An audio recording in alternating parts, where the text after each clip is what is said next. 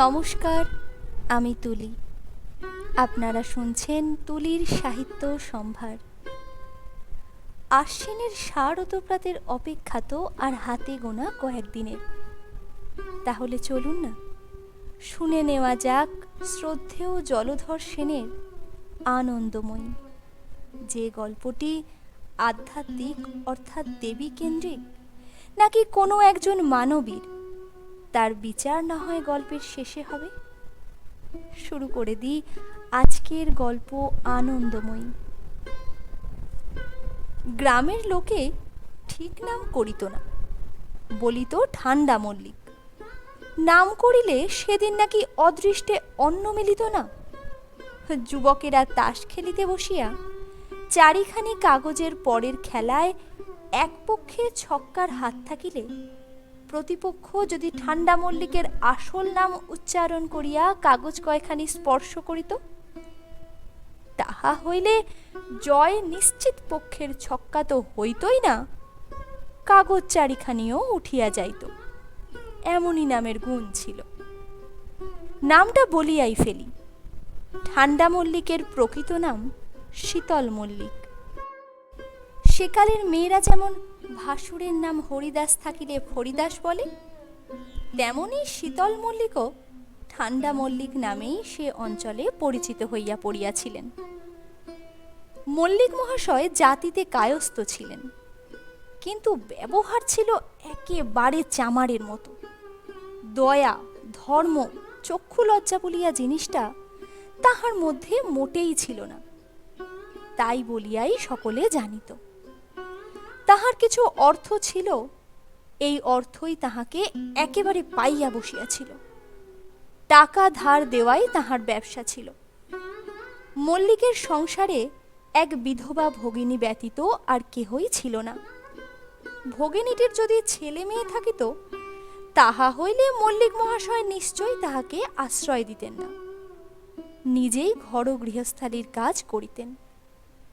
তাহার স্ত্রী যখন নিঃসন্তান অবস্থায় মারা যান, তখন মল্লিকের বয়স 42 বৎসর। অবশ্য দ্বিতীয়বার বিবাহের সময় তখনও অতীত হয় নাই। অনেকেই তাহাকে কন্যাদানের চেষ্টাও করিয়াছিল, কিন্তু মল্লিক হিসাব করিয়া দেখিলেন যে মা গঙ্গা যখন অপব্যয় হইতে তাহাকে নিষ্কৃতি দানের জন্যই তাহার গৃহিণীকে কোলে টানিয়া লইয়াছেন, তখন দেবীর অভিপ্রায়কে ব্যর্থ করিবার চেষ্টা করা উচিত। মল্লিক কাহারও কথায় কর্ণপাত করিলেন না। তাহার নিঃসন্তান বিধবা ভগিনীকে বাড়িতে আনিলেন। ভগিনীটিও দরিদ্র শ্বশুরালয়ে দাসীবৃত্তি করিয়া অনেক লাঞ্ছনা ভোগ করিয়া দেবর পত্নীর বাক্য যন্ত্রণা পরিপাক করিয়া কোনো প্রকারে দিন কাটাইতেছিল। এখন দাদার সাদর আহ্বানে সে চলিয়া আসিল। দাদার পরিচয় সে জানিত, কিন্তু সে বিধবা। তাহার একবেলা 1 পোয়া চাউল, একটু লবণ আর একটা কাঁচা লঙ্কার দরকার। হাজার কৃপণ হইলেও তাহার দাদা এই সামান্য বিষয়ে কৃপণতা করিবেন না, এই বিশ্বাস তাহার ছিল। আর হাজার হোক, এক মায়ের পেটের ভাই তো, সেই ভাই একলা কষ্ট পাইবে, এ কি কখনো ভগিনী সহ্য করিতে পারে? মল্লিক মহাশয় বিশেষ বিবেচনা করিয়াই ভগিনীকে বাড়ি আনিয়াছিলেন। এতদিন অর্থাৎ স্ত্রীর মৃত্যুর পরেও তিনি 2 বেলাই আহার করিতেন। এখন ভগিনীকে বাড়িতে আনিয়া মল্লিক বলিলেন, দেখ নেত্য, তুই আমার ছোট বোন, তোকে কোলে করে মানুষ করেছি। তুই একবেলা হব্বিষ্যি করবি, আর আমি তোর বড় ভাই, আমি 2 বেলা মাছ ভাত এটা ওটা সেটা খাবো, এ আমি কিছুতেই পারবো না। আজ থেকে আমিও একবেলা তোর সঙ্গে হব্বিষ্যি করব। ভাই বোন কি আর পৃথক রে? মল্লিক অনেক হিসাব করিয়াই এ কথা বলিয়াছিলেন। একটি মানুষের খোরাক, হোক না সে বিধবা, তারও তো চাল ডাল লাগে, তেল লাগে, কিঞ্চিত তরি তরকারিও লাগে। তা যেমন করিয়াই হোক একটা বিধবার একবেলার খোরাক যোগাইতে হইলে 1 গন্ডার দিনে 2.5 টাকার কমে আর হয় না। মাসে 2.5 টাকা, তাহলে বৎসরে হইল 12 দুগুণে 24, আর ধরো 12 আধে 6, হলো কিনা 30 টাকা। একটা মানুষের জন্য বছরে 30 টাকা? না, এত টাকা কোথায় পাবো? গিন্নির মৃত্যুর পর মাসে যা খরচ হচ্ছিল তার 1 হাতলা বেশি ব্যয় করা যেতেই পারে না। তবে আর গিন্নি গেল কেন? শেষে অনেক হিসাব করিয়া, অনেক জমা খরচ থতাইয়া মল্লিক ভগিনী নেত্তর সঙ্গে একবেলা হব্বিষ্যি স্থির করিলেন। মাসান্তে হিসেব করিয়া দেখিলেন এই বন্দোবস্তে তাহার 1 টাকা 13.5 আনা ব্যয় সংক্ষেপ হইয়াছে। তখন একটা স্বস্তির নিঃশ্বাস ফেলিয়া মল্লিক বলিলেন, হবে না, 1000 হোক কায়েতের ছেলে, হিসেবে কেউ ঠেকাতে পারবে না। নেত্য অনেক প্রতিবাদ করিয়া, অনেক কাঁদাকাটি করিয়াও দাদাকে এই মহৎ সংকল্পচ্যুত করিতে পারিল না। দাদা রাত্রিতে কিছুই আহার করেন না দেখিয়া নেত্য একদিন আতপোয়াটাক চাল ভাজিয়া লবণ তৈল মাখিয়া দাদাকে খাইতে দিতে গিয়াছিল। দাদা চাউল ভাজা দেখিয়া একেবারে আতঙ্কে শিহরিয়া উঠিলেন। উচ্চৈঃস্বরে বলিলেন, নেত্য, তুই কি শেষে আমাকে ফতুর করবি? আতপোয়া চালের দাম কত জানিস? দাদা এখনই করাক্রান্তে হিসেব আরম্ভ করিবে বুঝিতে পারিয়া নেত্য বলিল, দাদা, মহাপ্রাণীকে এত কষ্ট দিতে নেই, ওতে মা লক্ষ্মী নারাজ হন। দাদা রাগ করিয়া বলিলেন, লক্ষ্মী লক্ষ্মী লক্ষ্মী রাজি বা কবে হলেন? যা যা, তোর সঙ্গে আর কথা কাটাকাটি করতে পারিনি। সাবধান, আর কখনো জিনিসপত্র এমন নষ্ট করিস নে। জানিস আতপো চালের দাম 1 পয়সা? তাহলে হলো গিয়ে, না না, তোমাকে আর হিসেব করতে হবে না, আমি এই নাক কানে খত দিচ্ছি। আর যদি কখনো এমন কাজ করি। এই বলিয়া নেত্য বাড়ির মধ্যে চলিয়া যাইতে উদ্যত হইল। দাদা তখন কোমল স্বরে নেত্যকে ডাকিয়া বলিলেন, দেখ নেত্য, তোরই ভালোর জন্য বলি, আমি আর কদিন আছি, এখনই যদি সব উড়িয়ে দিস তাহলে আমি মরে গেলে কি করবি? তখন তোমার ওই জকের ধন, ওই লোহার সিন্দুক আগলে বসে থাকবো। কথার শ্রী দেখো। নেত্য আর সেখানে দাঁড়াইল না, চাল ভাজার বাটিটা সেখানে ফেলেই চলে গেল। এমন না হলে কি আর ওর কপালে এত দুঃখ হয়? এই বলিয়া তিনি যেন কি ভাবিতে লাগিলেন। একটু পরেই বলিলেন, যাক, কাল একাদশী, মনে করেছিলাম এবার থেকে নির্জলা একাদশী করব। দেখছি হতভাগী তা করতে দিলে না। কাল এই চাল ভাজা কয়টি দিয়েই একাদশী করা যাবে। আধপোয়া চাউলের একটা গতি হওয়ায় ঠান্ডা মল্লিক আশ্বস্ত হইয়া বাটিটা অতি সন্তর্পণে বাক্সের মধ্যে এক পার্শ্বে তুলিয়া রাখিলেন। নিজেদের সম্বন্ধে যাই করুন, পরের দেনা পাওনা সম্বন্ধে ঠান্ডা মল্লিক খুব সঠিক, কখনো কাহারও 1 পয়সা ঠকান না। যাহার নিকট যাহা পাওনা তার একটি আধলাও তিনি ছাড়িয়া দেন না। আবার তাহার কাছে অন্যে যাহা পাইবে তাহা করা ক্রান্তি হিসাব করিয়া তিনি পরিশোধ করেন। কোনো দিন কাহারও নিকট সিকি পয়সা মাপের জন্য প্রার্থনা করেন না। সকলেই ঠান্ডা মল্লিককে ঘৃণা করে, নিন্দা করে, কিন্তু টাকার দরকার পড়িলে ওই ঠান্ডা মল্লিকেরই অনেক টাকা। কেহ অনুমান করে 50,000, কেহ কেহ বলে 30,000। গল্প লেখক সর্বজ্ঞ হইলেও পরের ধনের কথা প্রকাশ করিবেন কেন? এইভাবে 13-14 বৎসর কাটিয়া গেল। ঠান্ডা মল্লিকের ধনার্জন স্পৃহা বাড়িলও না, কমিলও না।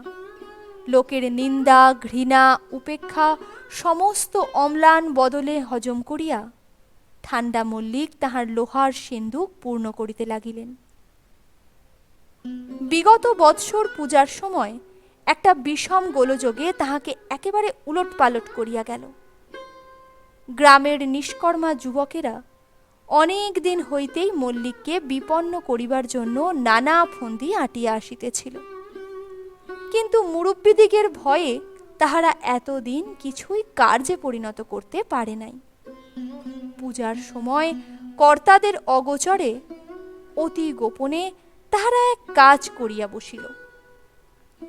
ষষ্ঠীর দিন অতি প্রত্যুষে অন্যান্য দিনের মতো নেত্য যখন বাহিরের বৈঠকখানা ঘর ঝাড় দিতে আসিল, তখন সে সবিস্ময়ে দেখিল বৈঠকখানার বারান্দায় একখানি অনতি বৃহৎ দুর্গা প্রতিমা রহিয়াছে। এই অভূতপূর্ব ব্যাপার দেখিয়া সে একেবারে স্তম্ভিত হইয়া গেল।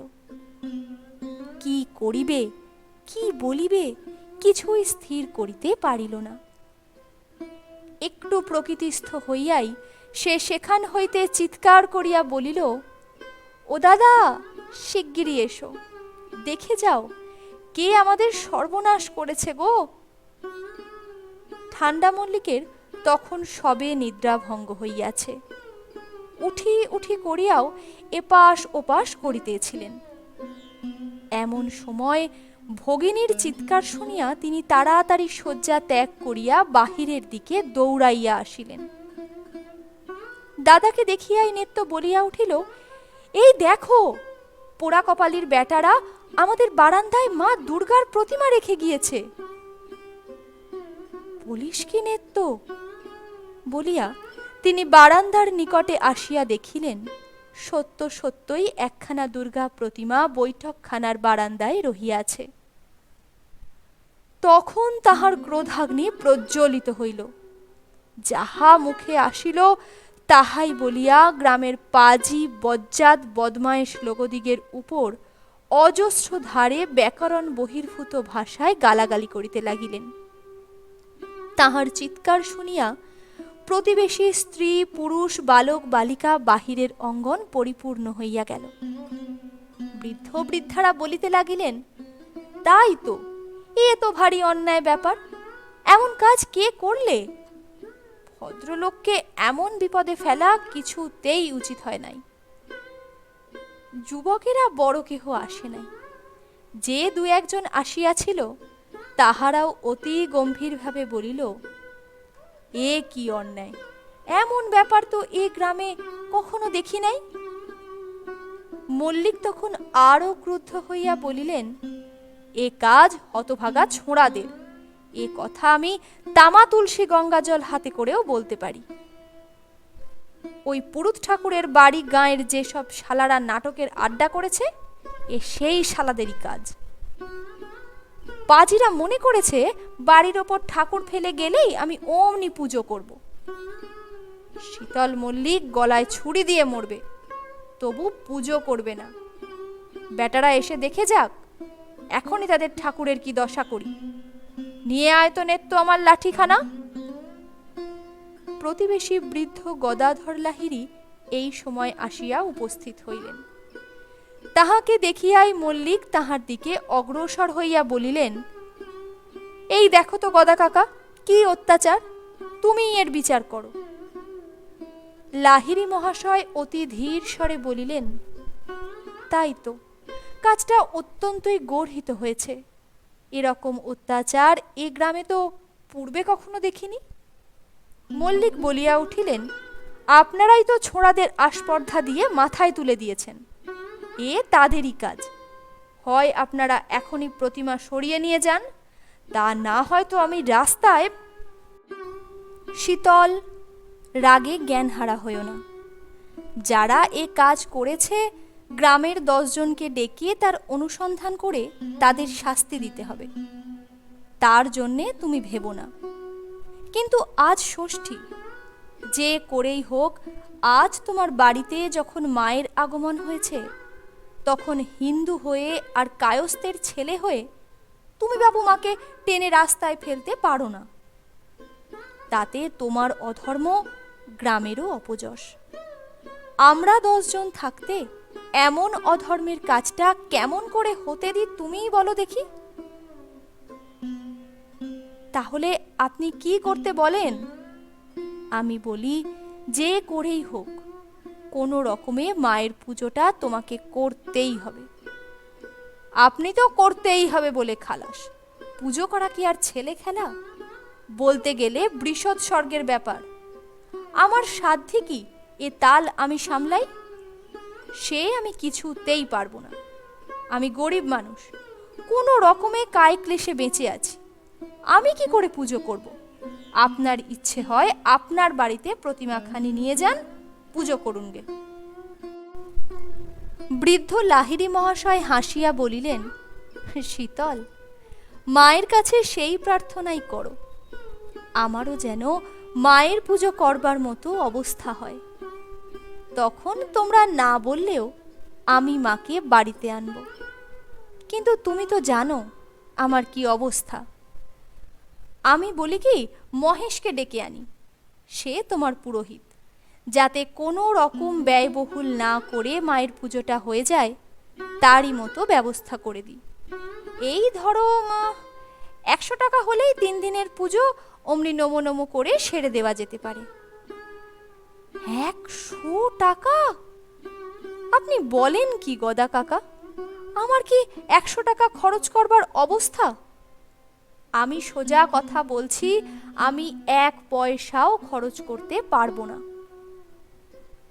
তাহলে যা ভালো বোঝো করো বাপু, আমরা তোমার হিতৈষী, এক্ষেত্রে যা সৎ পরামর্শ তাই তোমাকে দিলাম। এই বলিয়া লাহিড়ী মহাশয় ধীরে ধীরে চলিয়া গেলেন। মল্লিক এতক্ষণ উঠানে দাঁড়াইয়া কথা বলিতেছিল, এখন বারান্দায় উঠিয়া প্রতিমার সম্মুখে চাপিয়া বসিলেন। তখন নেত্য বলিল, বসে বসে ভাবলে কি হবে দাদা, যা হয় একটা ঠিক করে ফেলো। ষষ্ঠীর দিন মা যখন বাড়ির ওপর এসেছেন, তখন বিদায় করো কি বলে? বিদায় করবো না তো কি ঢাক ঢোল বাজিয়ে পুজো করতে হবে? সে আমার দ্বারা হচ্ছে না। থাক, যেমন আছে ঠাকুর তেমনই থাক। আমি পুজোও করছি নে, ফেলেও দিচ্ছি নে। 100 টাকা গাছের ফল আর কি, কুড়িয়ে আনলেই হলো। সব বেটারাই ভাবে আমার না জানি কত টাকা আছে। যাকগে, আর বকতে পারি নে। এই বলিয়া মল্লিক বাড়ির মধ্যে চলিয়া গেলেন। একটু পরেই পুরোহিত মহেশ ভট্টাচার্য আসিয়া উপস্থিত হইলেন। তিনি বাড়ির মধ্যে যাইয়া দেখেন মল্লিক মাথায় হাত দিয়া বসিয়া আছেন। ভট্টাচার্য মহাশয় তাহার নিকটস্থ হইয়া বলিলেন, ও মল্লিকদা, বসে ভাবলে কি হবে? একটা ব্যবস্থা তো করতে হবে। যাও হে যাও, তোমার আর মুরব্বিগিরি করতে হবে না। পুজো করতে হয় তো আমিই করব, তোমায় কিচ্ছু করতে হবে না। তুমি নিজের পথ দেখো। তুমি পুজো করবে? পুজো করবার তোমার অধিকার কি? অধিকার টধিকার বুঝি নে ঠাকুর, যা করতে হয় আমিই করবক্ষণ। আমি বামুনও ডাকবো না, পুরুতও ডাকবো না। তুমি পাগল হলে নাকি? এমন অনাচ্ছিষ্টি কথাও তো কখনো শুনিনি। তুমি কায়েতের ছেলে, তুমি পুজো করবে কি? এখনো তো কলির শেষ হয়নি। পাগলের মতো কথা বলো না। এখন যাতে যা হয় এসো, তাই স্থির করি। তোমায় কিচ্ছু স্থির করতে হবে না মহেশ। ভট্টাচার্য মহাশয় দেখিলেন এখানে কথা বলা নিতান্তই নিরর্থক, হয়তোবা অপমানিতই হইতে হইবে। এই ভাবিয়া তিনি নেত্যকে ডাকিয়া বলিলেন, পুজো যদি না করাই স্থির হয়, তাহলে প্রতিমাখানি রাস্তায় ফেলে দিয়ে আসতে বলো। ফেলে দিই আর ঘরে তুলে রাখি, সে আমি বুঝব। সে পরামর্শ কারোর কাছে নিতে যাব না। বেলা 8টা পর্যন্ত মল্লিক চুপ করিয়া বসিয়া কি যেন চিন্তা করিলেন। তাহার পর উঠিয়া ঘরের মধ্যে গেলেন। নেত্য তখন উঠানের পার্শ্বে দাঁড়াইয়াছিল। সে বেশ শুনিতে পাইল তাহার দাদা লোহার সিন্দুক খুলিলেন এবং একটু পরেই বন্ধ করিলেন। তাহার পর চাদরখানি কোমরে জড়াইয়া পুরাতন জীর্ণ ছাতাটি হাতে করিয়া বাহিরের উঠানে আসিয়া নেত্যকে বলিলেন, আমি ফুলতলার হাটে চললাম, আমার আসতে দেরি হবে, তুই আমার জন্য বসে থাকিস নে। তোর মতো দুটো রেঁধে খাস, আমি জল টল খেয়েই আসব। আর দেখ, বিপিন আর পাঁচুকে পাঠিয়ে দিয়ে যাচ্ছি, যা যা করতে হবে তাদের বলেও যাচ্ছি। তারা যতক্ষণ না আসে ততক্ষণ দেখিস যেন লক্ষ্মী ছাড়া ছোঁড়ারা ঠাকুরখানি ভেঙে না ফেলে। কি ঠিক করলে দাদা? ঠিক আবার কি করব, পুজো টুজো আমায় দিয়ে হচ্ছে না। তবে আর সাত তাড়াতাড়ি ফুলতলায় যাওয়া কেন? খেয়ে দিয়ে হাটে গেলেই হতো।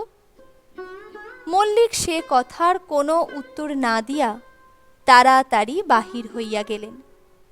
একটু পরেই 4-5 জন মজুর আসিয়া নেত্যকে বলিল, দিদি ঠাকরুন, কর্তা বলে গেলেন বাহিরের আর ভিতরের উঠোনের পাশে দক্ষিণমুখ করে একটা চালা বাঁধতে হবে, সেইখানেই নাকি প্রতিমা রাখা হবে।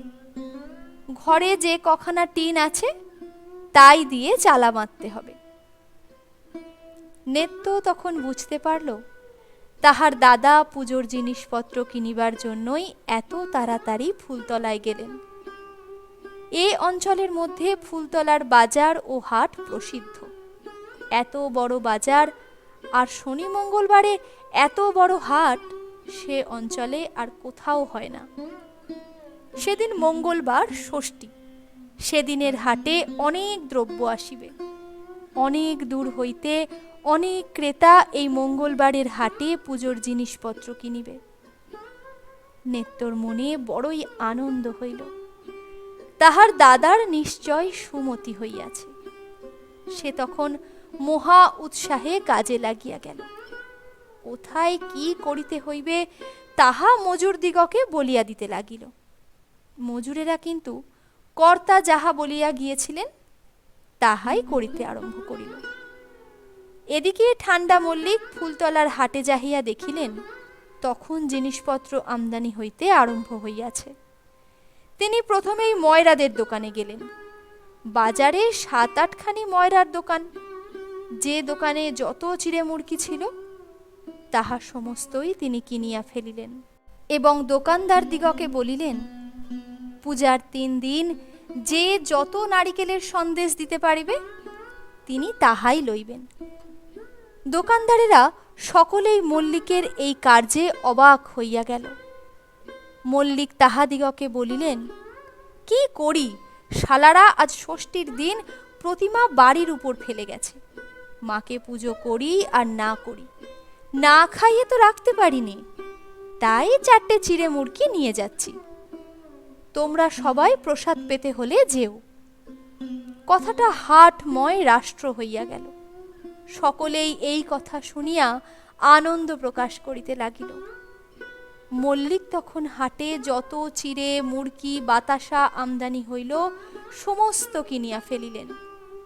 25-30 খানি গ্রামের পূজা বাড়ির লোকেরা এই হাটে চিড়ে মুড়কি প্রভৃতি কিনিবে বলিয়া আসিয়াছিল। তাহারা কেহই 1 সের দ্রব্যও পাইল না। মল্লিক হাটে সমাগত গোয়ালাদিগকে দধির কথা বলিলেন, কিন্তু কেহই এত অল্প সময়ের মধ্যে দধি সরবরাহ করিতে সাহসী হইল না।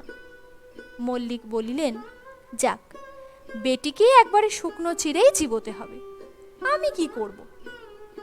চিড়া মুড়কি বাতাসা পাতা হাঁড়ি কলসি প্রভৃতি কিনিয়া ঠান্ডা মল্লিক স্তূপাকার করিয়া ফেলিলেন। তাহার পর কয়েকখানি গরুর গাড়িতে সেই সকল দ্রব্য বোঝাই হইতে লাগিল। বোঝাই শেষ হইলে গাড়িগুলি বাড়িতে পাঠাইয়া দিয়া তিনি ময়রাদিগকে নারিকেলের সন্দেশের জন্য যাহার যাহা প্রয়োজন সেই পরিমাণ টাকা বায়না করিলেন। তাহার পর হাটের মধ্যে নিমে ঢুলির সহিত তাহার দেখা হইল। তিনি তাহাকে বলিলেন, দেখ নিমচাঁদ, তোকে একটা কাজ করতে হবে।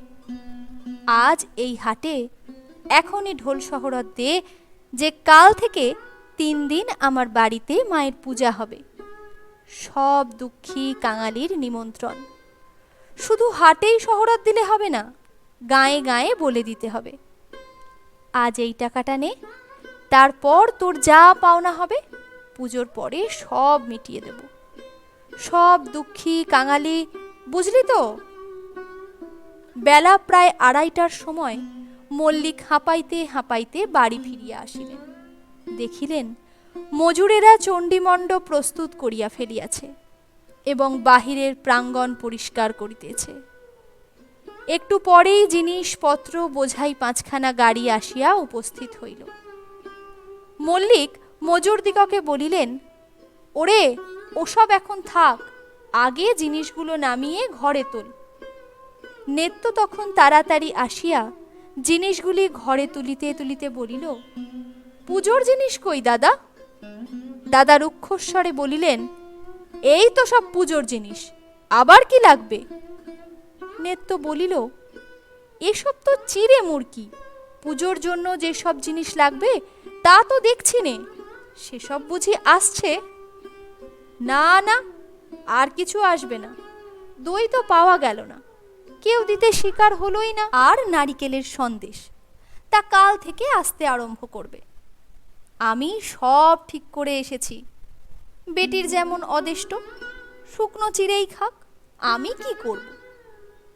তা তো বুঝলাম দাদা, কিন্তু মায়ের পুজো তো করতে হবে, তার জিনিস কই? যা যা, আর বকাবকি করতে পারি নে। পুজো পুজো আবার কি? ওসব ঘণ্টা নাড়া আর ফুল বেলপাতা দেওয়া সে হচ্ছে না। নেত্য অবাক হইয়া দাদার মুখের দিকে চাহিয়া রহিল। এমন অনাসৃষ্টি কখনো সে দেখেও নাই, শোনেও নাই। বেলা যে 3 প্রহর হইয়া গেল। একটু তেল দে, স্নানটা সেরে নি।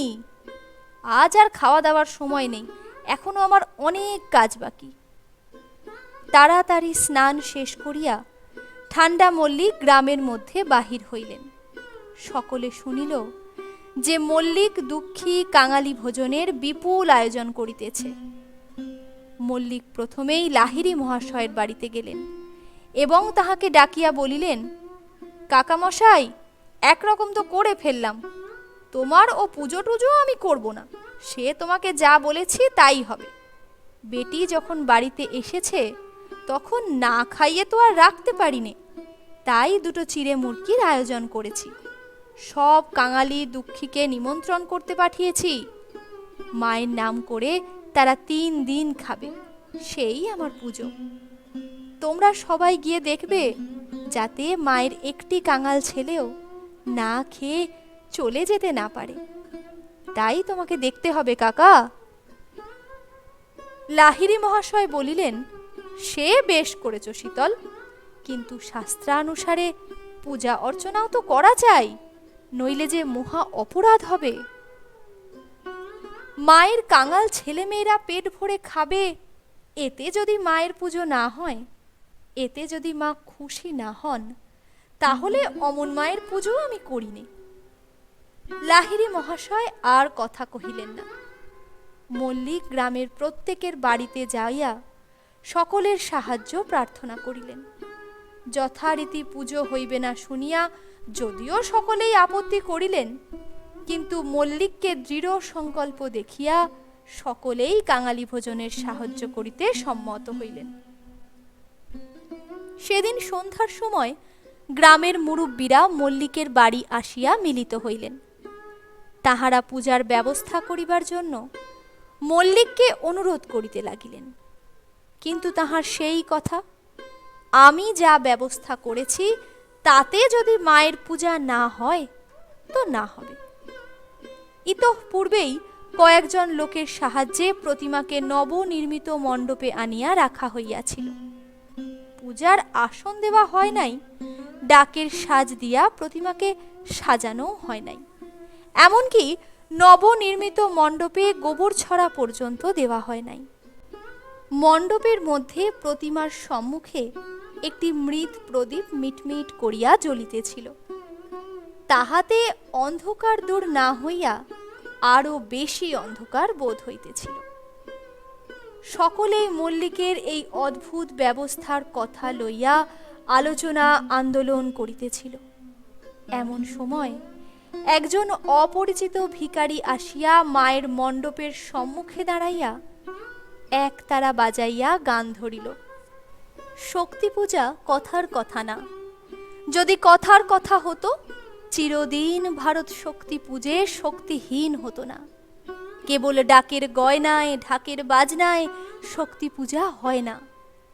এক মনোবিল্ল দলে ভক্তি গঙ্গা জলে শত দল দিলে হয় সাধনা।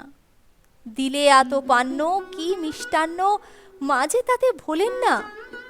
কেবল জ্ঞান দীপ জেলে একান্ত ধূপ দিলে ব্রহ্মময়ী পূর্ণ করেন কামনা। বনের মহিষ অজা মায়ের বাছা, মা সে বলি লন না। যদি বলি দিতে আস স্বার্থ করো নাশ, বলিদান করো বিলাস বাসনা। কাঙাল কয় কাতরে জাত বিচারে শক্তি পূজা হয় না। সকল বর্ণ এক হয়ে ডাক মা বলিয়ে, নইলে মায়ের দয়া কভু হবে না। সকলে নিস্তব্ধ হইয়া ভিখারির গান শুনিল।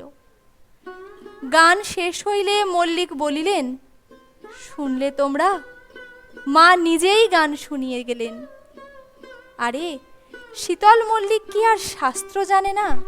তাহার পরই প্রতিমার সম্মুখে যাইয়া গললগ্নিকৃত বাসে করজোড়ে বলিলেন, মা, তোর কাঙাল ছেলেরা তোর পুজো করবে, সেই পুজোই তোকে নিতে হবে।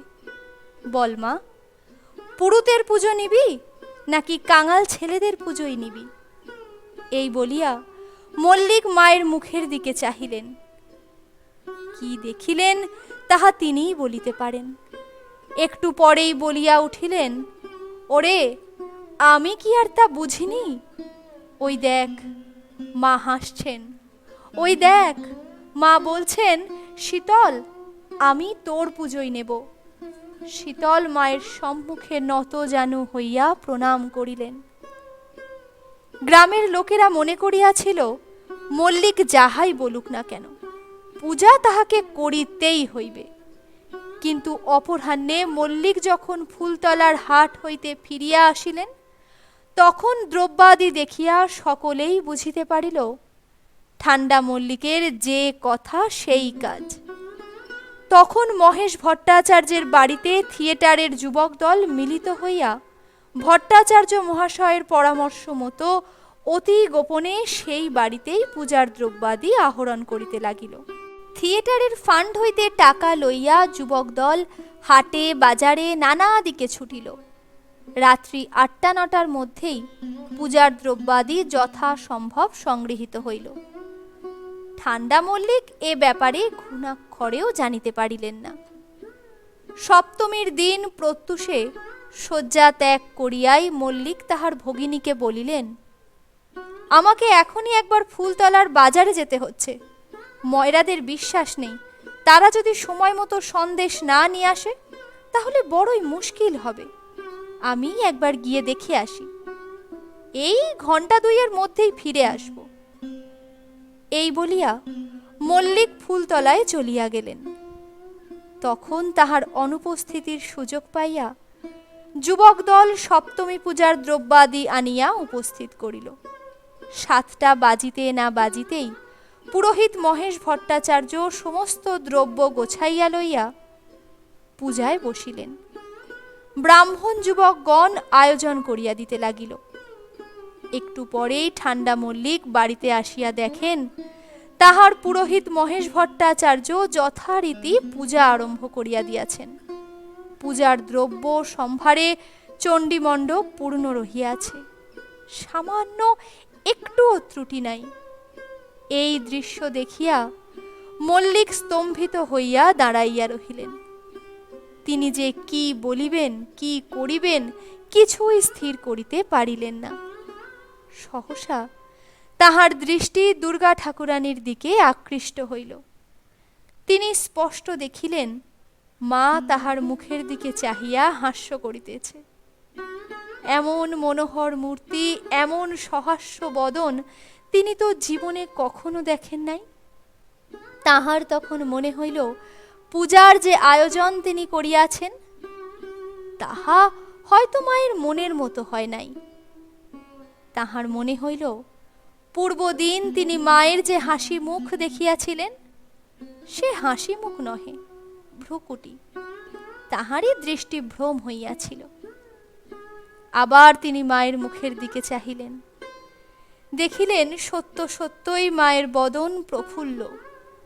গভীর মর্মবেদনায় তিনি চিৎকার করিয়া বলিয়া উঠিলেন, তবে কি মা আমার পুজো তুই নিবি না? আমি যে তোর নাম করে তোর গরিব দুঃখী ছেলেদের পুজো করাতে চেয়েছিলাম, তাতে কি তোর পুজো হতো না মা? তবে কি তোর গরিব দুঃখী ছেলে মেয়েদের আজ ফিরিয়ে দিবি? তাদের কি বলবো, তোরা সব চলে যা, তোদের পুজো করলে মায়ের পুজো হবে না? তাহার কণ্ঠ রোধ হইয়া আসিল, তিনি আর একটি কথাও বলিতে পারিলেন না।